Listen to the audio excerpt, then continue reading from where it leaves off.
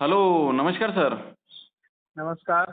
Sir, जसं की तुम्ही मागील रेकॉर्डिंगमध्ये सांगितलं होतं, त्याचप्रमाणे आपल्याला एकूण 21 तारखेपासून महाराष्ट्रातनी आपल्याला जोरदार पाऊस पाहायला मिळत आहे. तर सर, आता बऱ्याच शेतकऱ्यांचे आपल्याला फोन सुद्धा येत होते, की पुढील कंडिशन कशी राहणार? तर एक शेतकऱ्यांना सविस्तर अंदाज द्यावे सर 30 तारखेपर्यंत.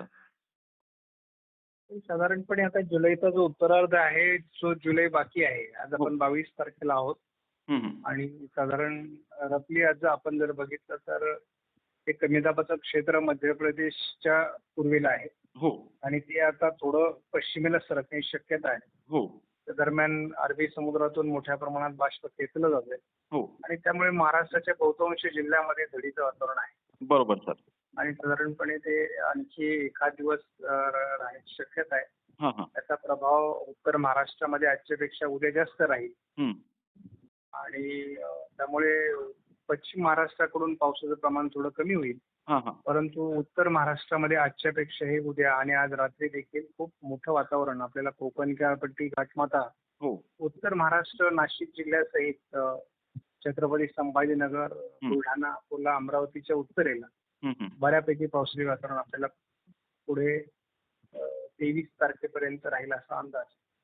24 तारखेला याचा महाराष्ट्रातला प्रभाव कमी व्हायला सुरुवात होईल हां, हां. आणि मग 24ला दुपारनंतर बऱ्याच भागातला पाऊस उघडेल, सूर्यदर्शन किंवा आपल्याला उघडी बघायला मिळेल. हं, हं.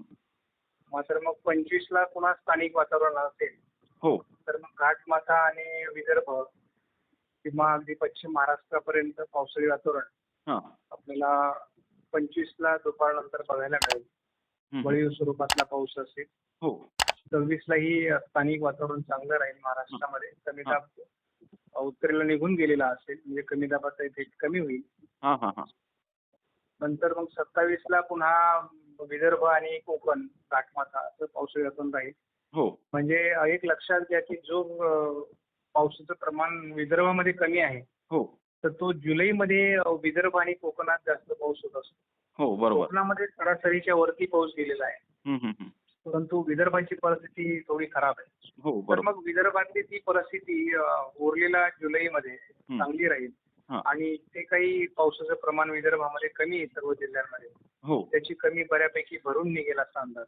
हां, हां, हां. परंतु चिंतेचा विषय जो उत्तर महाराष्ट्राचा होता हो. तो या 48 तासामध्ये हं, हं. उत्तर महाराष्ट्रामध्ये बऱ्यापैकी आता पावसाळी वातावरण राहणार आहे. हां.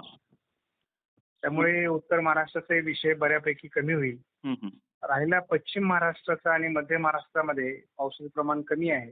हो. कारण मध्य महाराष्ट्रामध्ये जरी घाटमाथ्यावर पाऊस झाल्यामुळे सर्व अहिल्यानगर, पुणे, सातारा, छत्रपती संभाजीनगर या ठिकाणी टक्केवारी नाशिकची चांगली दिसते. हो, हो. परंतु ह्या जिल्ह्यांचे जे पूर्व भाग आहे हं. त्या ठिकाणी पाऊस कमी आहे हो, आणि सध्या या झडीच्या वातावरणामुळे त्याही ठिकाणी फायदा होईल. हो.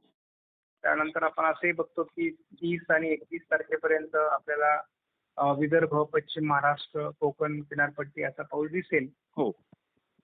त्यानंतर 1 ऑगस्ट पासून पुढे मात्र आपल्याला पुन्हा एकदा विदर्भ, मराठवाडा, उत्तर महाराष्ट्र आणि कोकण हां, हां. असं पावसाळी वातावरण वाढलेलं दिसणार आहे. हं, हं, हं. कारण 1-2 तारखेपर्यंत चांगला पाऊस महाराष्ट्रामध्ये आपल्याला बघायला मिळू शकतो. हो. परंतु त्यानंतर मग 3, 4 हं. आणि 5 तारखेपर्यंत मग पुढे पावसाचा जोर थोडा कमी होईल हो. आणि साधारणपणे 4-5 दिवस तो कमी असण्याची शक्यता आहे. हां. परंतु ऑगस्टमध्ये जुलैच्या तुलनेत जास्त पावसाची शक्यता उत्तरार्धामध्ये आहे. हां, हां, कारण हां. आयोडी आता पॉझिटिव्ह होण्याच्या मार्गावर आहे. हो. आपल्याला पुढील आठवड्यामध्ये कळेल साधारणपणे तो जर 0.40 अंश पर्यंत जर तो केला हं. तर याचा कदाचित होऊ शकतं की आधी जसाही तो 50 किंवा 40 पॉईंटनी वर जाईल हो. तसं आयोडीचे इफेक्ट आपल्याला भारतीय हवामानावर दिसणार आहे हां, हां, हां, हां. आणि बऱ्याच राज्यांमध्ये पाऊस वाढेल. परंतु साधारणपणे जुलैचा उत्तरार्ध हा भारतामध्ये हो. आणि महाराष्ट्रामध्ये सुद्धा पिकांना जीवदान देणारा हो. काही भागात चांगल्या स्वरूपाचा देखील पाऊस होणार आहे. हो. त्यामुळे कोकण किनारपट्टीतील पाण्याच्या स्रोतामुळे पाणीसाठे वाढतील. हो. उत्तर महाराष्ट्रात जे दुष्काळी परिस्थिती नियंत्रणात येण्यासाठी थोडी मदत होईल. हं, हं, हं. परंतु एलिनोचा प्रभाव हा मराठवाडा, विदर्भ, उत्तर महाराष्ट्र आणि पश्चिम महाराष्ट्रावर मोठ्या प्रमाणात जाणवतोय. हो. तो तसा कोकण किनारपट्टी घाटमाथ्यावर आपल्याला जाणवला नाही हं, हं. आणि आमचा काही अनेक वर्षाचा अनुभव आहे हो, की एलिनोच्या वर्षामध्ये कोकण किनारपट्टीचे घाटमाथ्यावर चांगला पाऊस होतो. हो, परंतु उर्वरित महाराष्ट्रामध्ये पावसाची मोठी तूट निर्माण होते हो. आणि त्याचा सगळ्यात फटका हा उत्तर महाराष्ट्र आणि मराठवाड्याला बसतो. बरोबर. आणि ती सिच्युएशन आता आपण सध्या अनुभवतो आहोत. हो, बरोबर सर. परंतु उरलेल्या कालावधीमध्ये विदर्भात चांगला पाऊस होईल जुलैच्या उरलेल्या कालावधीमध्ये. हां, हां. त्यामुळे विदर्भातील परिस्थिती थोडी सुधारेल. हो, परंतु मराठवाड्यामध्ये अजूनही परिस्थिती सुधारण्याकरता आपल्याला ऑगस्ट सप्टेंबरची वाट बघावी लागेल असं दिसतं. बरोबर. त्यामुळे अपेक्षापेक्षाही बॅड कंडिशन आपल्याला मराठवाड्यातील जिल्ह्यांना दिसते.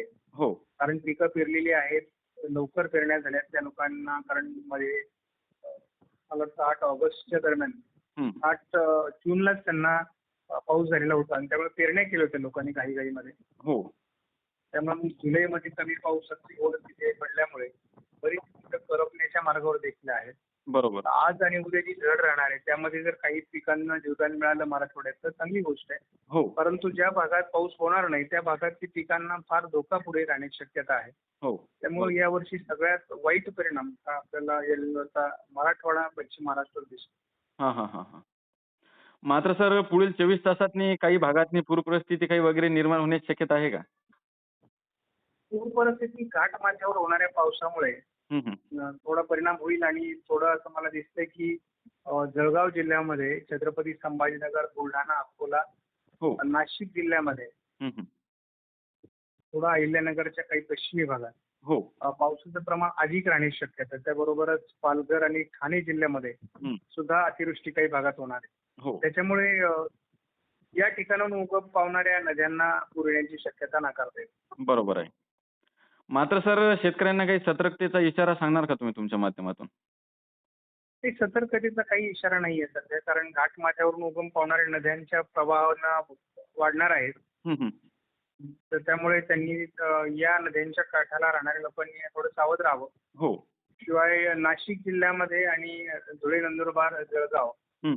छत्रपती संभाजीनगर, बुलढाणा जिल्ह्यांमध्ये पावसाचं प्रमाण आज आणि उद्या जास्त असणार आहे. हो. काही ठिकाणी तो हलक्या स्वरूपात आहे तर काही ठिकाणी तो जोरदार स्वरूपातही असू शकतो. हो, हो. बरोबर. काल जास्त काळ पडणार असल्यामुळं या ठिकाणी थोडी काळजी घेण्याची गरज आहे, कारण त्या ठिकाणी पाऊस तो जास्तही होऊ शकतो. बरोबर आहे सर.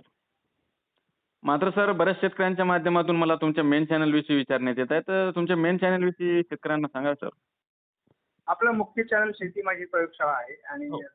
त्या चॅनलला जवळपास 2.25 लाख शेतकरी जोडलेले आहेत. हो, बरोबर. तर तो अधिकृतपणे आपण सकाळ संध्याकाळ अंदाज तिथे देत असतो आणि तो ऑफिशियल चॅनल आहे. बरोबर. तर त्या चॅनलला शेतकऱ्यांनी फॉलो करावं आणि सबस्क्राईब करावं की जेणेकरून शेतकऱ्यांना वेळच्या वेळी त्यांचा अंदाज आवश्यक तो उपलब्ध होईल.